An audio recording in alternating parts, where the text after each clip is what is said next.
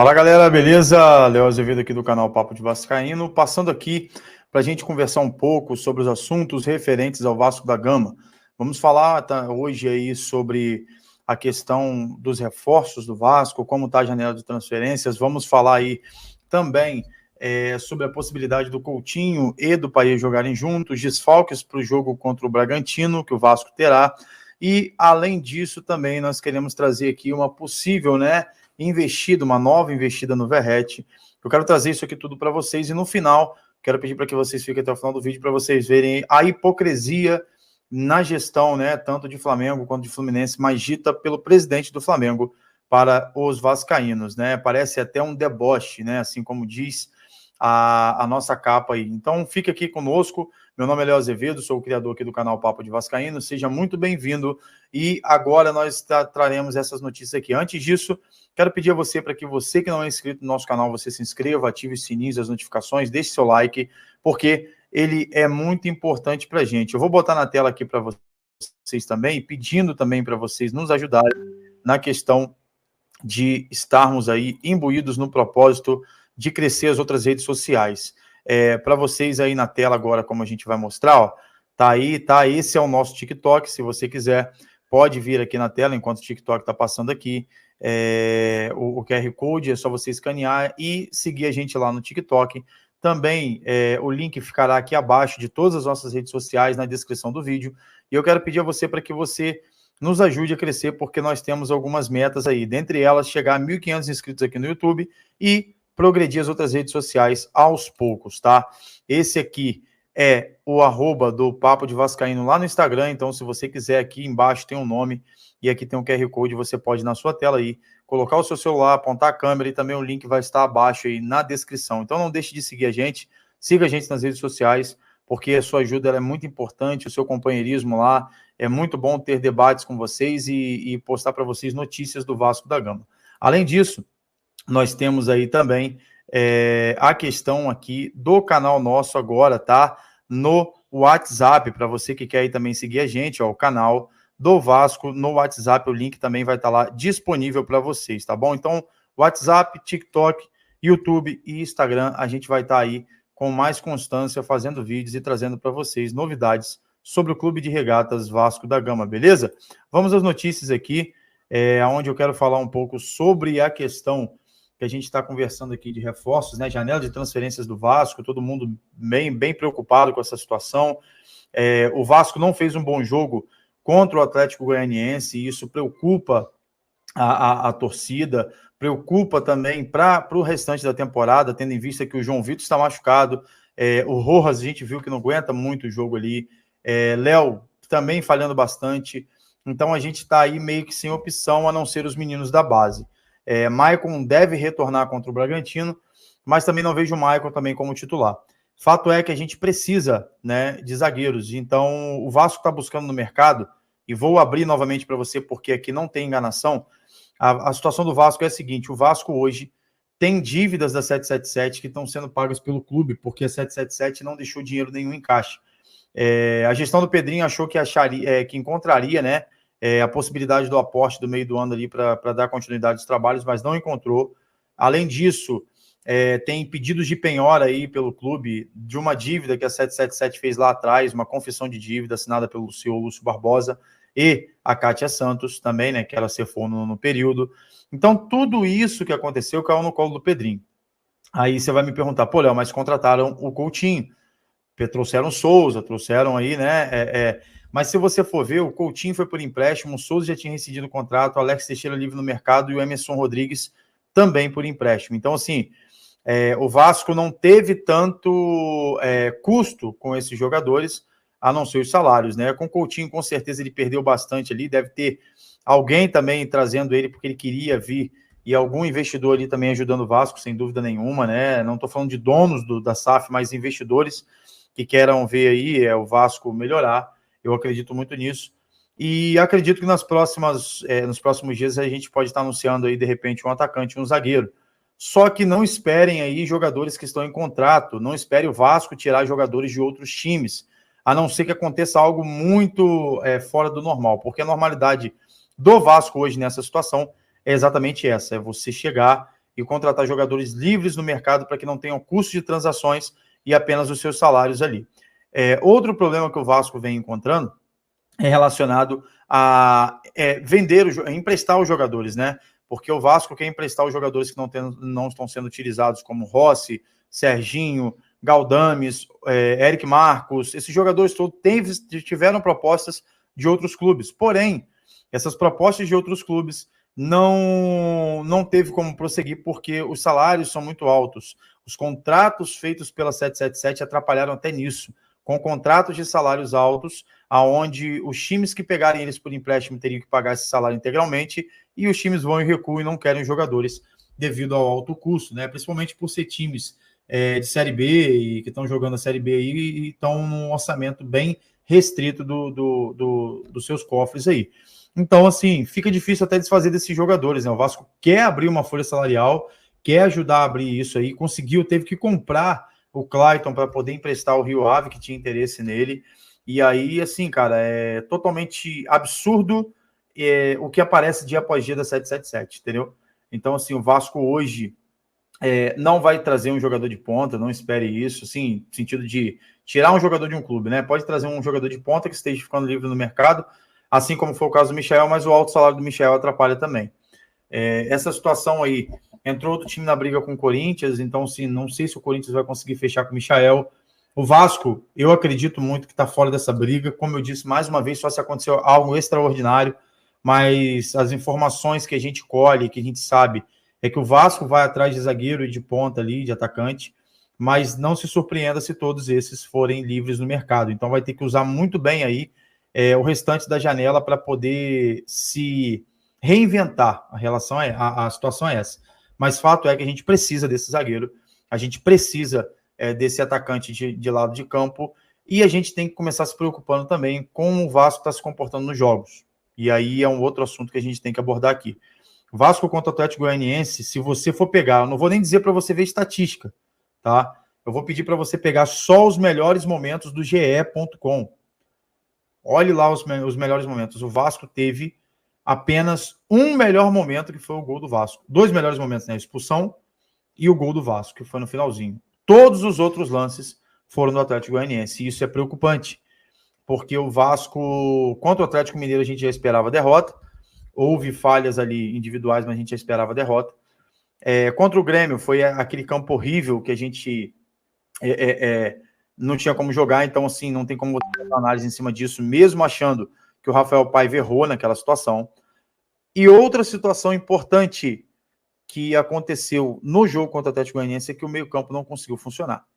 Coutinho cansou aos 37 e a gente entende isso. Tem alguns torcedores que estão aí, mas o Coutinho veio para quê? Meu irmão, o cara tá em início de temporada, tá se readaptando no Brasil, leva um tempo isso, e a gente precisa entender isso como torcedor. A gente não pode ser cruel ao ponto de crucificar o cara que tá 2 jogos aí tentando jogar, tá querendo o jogo. Eu só não concordo com o Rafael Paiva, entre ele e o Payet, deixar o Payet no banco, porque o Payet entrou muito bem contra o Atlético Goianiense, e Payet já vem jogando, tá com um nível mais alto relacionado à parte física, e sem dúvida nenhuma ele, tanto ele quanto o Coutinho em níveis ali de 100%, vão estar jogando com o Vasco e vão estar ajudando o Vasco sem dúvida nenhuma. Cuidado para você não criticar agora e depois queimar a língua do que você está falando, né? Porque o torcedor tem muito disso. A gente tem que entender o processo, assim como o Souza estreou bem, não vai ter como o Souza jogar 90 minutos o tempo inteiro. Não vai ter como o Coutinho, nesse momento, jogar os 90 minutos o tempo inteiro, Alex Teixeira, Emerson Rodrigues. Então, você tem que ir dando minutagem ao cara e subindo ali, né, tendo um projeto de carga para ele dentro da parte física, para que ele chegue ao que a fisiologia deseja, ao que ele também deseja como jogador e ao que o time precisa. Eu só estou estranhando o seguinte: o Rafael Paiva, nesses últimos jogos, ficou...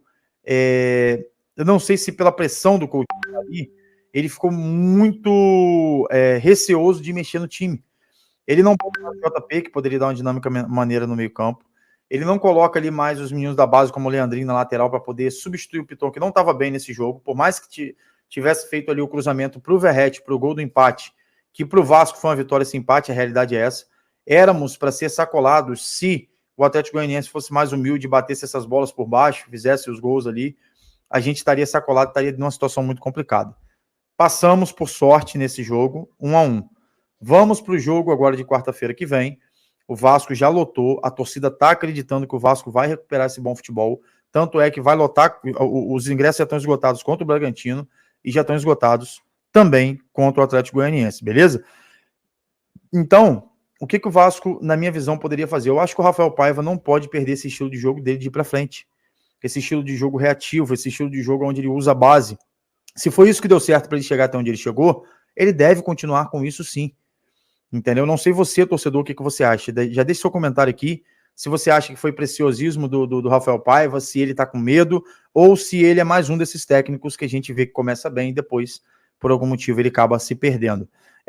Ou ainda, né, se você acha que tem uma pressão interna para poder Coutinho estar sempre nos jogos aí, o que eu acho que a gente tem que pensar muito nisso. Não pode acontecer isso. Eu estou trazendo essa notícia, essa situação para a gente pensar, porque eu vi que muitas pessoas estavam nessa dúvida também relacionada à questão do Coutinho. Será que ele é obrigado a jogar? Será que ele não é? Como é que está a situação? E aí por diante. Então a gente tem que pensar a longo prazo, a gente tem que pensar na situação tanto do Coutinho quanto do Payet. Eu acredito que os dois, quando tiverem 100% em forma, vão poder jogar juntos. E eu acredito que o Rafael Paiva pode fazer isso contra o Bragantino, tá?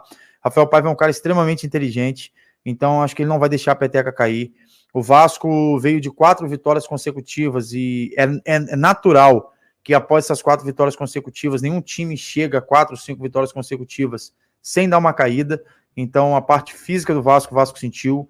A gente pode levar em consideração o jogo no domingo e depois o jogo na quarta. O Vasco saiu de um campo muito pesado, então isso pode ter atrapalhado a parte física. É um fator que a gente tem que pensar também. Mas a gente precisa de uma resposta em São Januário contra o Bragantino. A gente precisa ver o quão o Vasco está empenhado nisso. Paulo Henrique está fora pelo 3º cartão amarelo. Eu, se fosse também o Rafael Paiva, uma visão minha, eu colocaria o Leandrinho para descansar o Piton para o meio de semana que vem. O Verratti está aí fazendo gol atrás de gol, mas o Verratti teve proposta de fora, mais uma proposta de fora. Então o Verratti está aí com essas propostas vindo, negando essas propostas. Mas não ache que isso é algo que o Verratti vai sair, como algumas páginas noticiam, porque não é. O Verratti tem contrato com o Vasco, está sob contrato com o Vasco, e não é do dia para a noite que um jogador vem e sai assim, né? Precisa de todo um critério, vão sentar, vão conversar, e o Verratti é de suma importância para o torcedor vascaíno, para a torcida vascaína, porque é um cara que representa muita gente, ele sabe que ele já é ídolo aqui no Vasco, que ele está se tornando ídolo no Vasco, e sem dúvida nenhuma é um cara que representa muito essa camisa aqui e essa cruz de malta que está aqui para vocês, ó, beleza? Então o Verratti está nessa situação aí, a gente espera que ele não saia nessa janela do meio do ano, que ele fique aí, cumpra o contrato dele até ano que vem, mas fato é que a janela de transferência tem isso, pessoas querendo tirar outros jogadores de time, isso é normal, é uma negociação. E para encerrar a notícia que eu trouxe aqui para vocês, é relacionado aí ao Rodolfo Landim, presidente do Flamengo, né?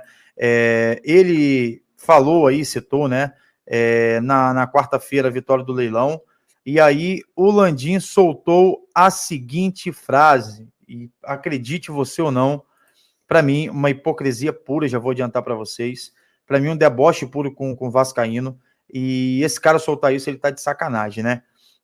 Depois eu tenho uma notícia para dar no final para ele, e um recadinho, deixar para ele aqui, como torcedor vascaíno, para ele fazer bom proveito, e eu espero que o Pedrinho, sinceramente, não queira fazer negócio com esse tipo de pessoa que está fazendo isso, né? A gente precisa, mais tarde, a gente precisa ler isso aqui para você, porque está dizendo o seguinte, olha, o canal aí, né, da Coluna do Fla, que é um canal do site do Flamengo, colocou o que ele falou aqui, dizendo o seguinte, se a gente for ver os estádios do Brasil, são estádios em que você joga 30 e poucas datas por ano em média. Aqui no Maracanã é o contrário, são 70 datas. Vamos continuar tendo demandas do Flamengo aqui. Tenho falado sempre que eu imagino que o Maracanã é o estádio perfeito para os clássicos regionais. Os do Fluminense já serão aqui porque ele é o nosso parceiro no Maracanã. Só aí já tem alguns jogos a mais, disse Landim. A gente sabe que o Vasco tem interesse em algumas datas no Maracanã, sempre demonstrou isso.